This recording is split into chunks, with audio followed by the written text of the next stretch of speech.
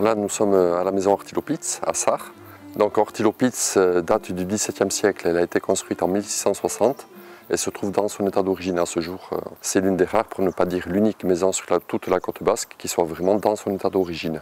Donc Ortilopitz Netche, c'est-à-dire une maison mère, un bâtiment construit à l'emplacement de plusieurs autres bâtiments antérieurs, dont le dernier bâtiment antérieur avait été construit en 1540 et malheureusement détruit en 1609 sur ordre des inquisiteurs, puisque l'une des filles de la maison, qui à l'époque n'avait que 13 ans, avait été accusée d'être une sorcière, arrêtée, torturée, brûlée vive, et sa maison natale détruite.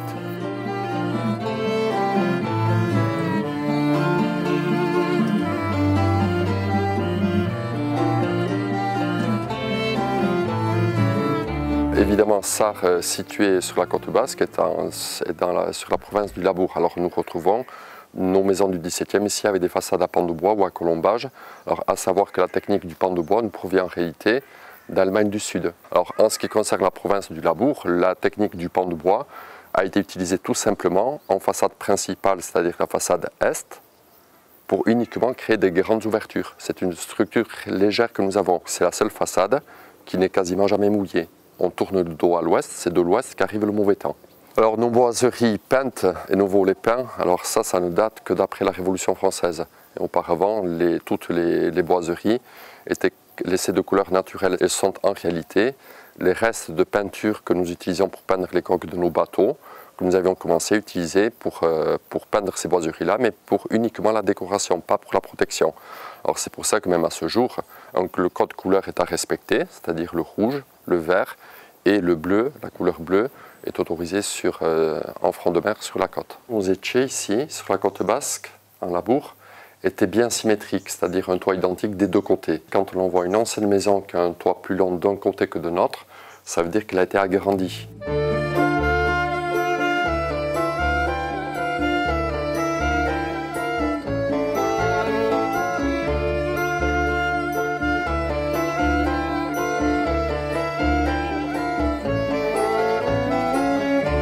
Je vais maintenant vous inviter à découvrir les intérieurs d'Ortilopitz.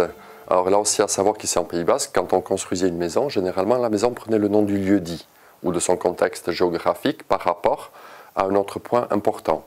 Et ensuite les habitants de la maison prenaient le nom de la maison.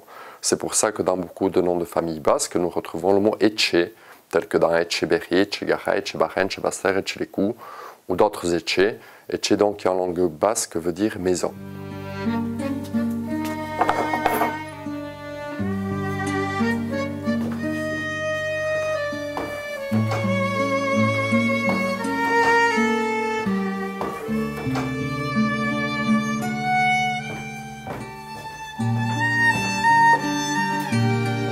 Chaque niveau avait une utilité particulière. Ici, dans le cas d'Ortilopitz, le rez-de-chaussée était réservé à la production majeure de la maison, qui était à l'époque le cidre, et ensuite pour le bétail, donc les écuries.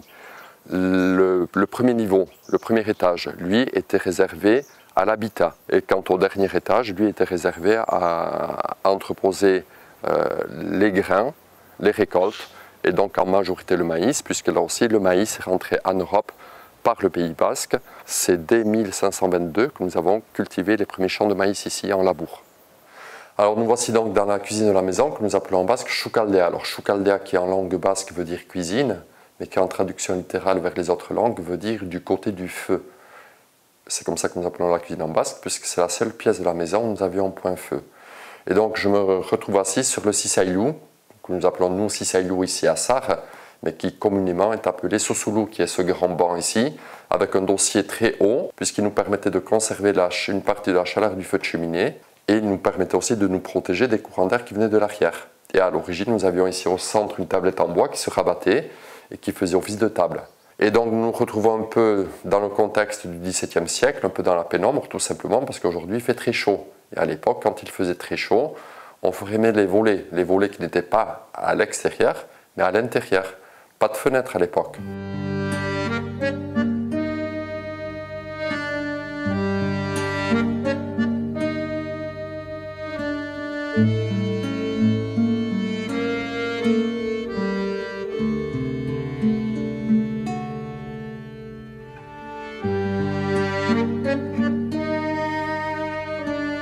Alors nous nous couloirs de la maison et ailleurs en Europe, au XVIIe siècle, généralement, quand il y avait plusieurs pièces, pour rejoindre une pièce du fond, il vous fallait traverser toutes les autres pièces, tout était en enfilade.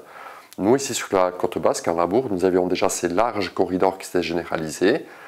Et là, ça vient du fait que c'était nos charpentiers de marine qui construisaient aussi nos échets. Nous retrouvons énormément de techniques de construction navale dans la construction de nos échets, tels que le couloir, tels que par exemple même dans le mobilier, des sommiers en cordage.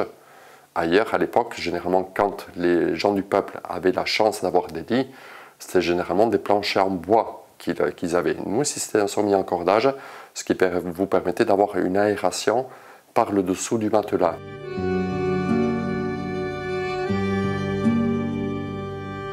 La famille d'Ortilopitz, Sarn, est située qu'à 11 km de Saint-Jean-de-Luz.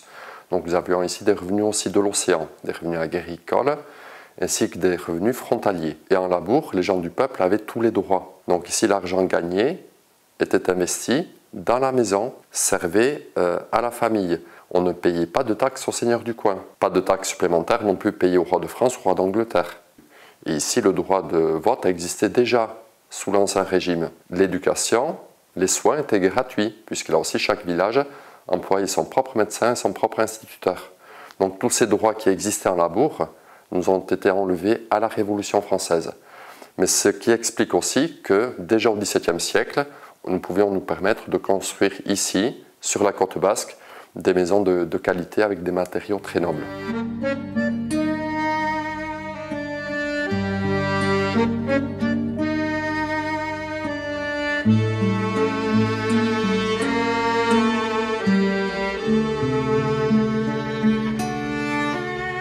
On constate à ce jour que nos échets ici étaient construits de façon logique. Il fallait que ça soit fonctionnel, construit avec de très bons matériaux pour que ça soit durable aussi. Dans un endroit qui n'était pas sur les hauteurs à cause des vents dominants, jamais dans les bas-fonds à cause de l'humidité. Il fallait que ça soit toujours à mi-pente.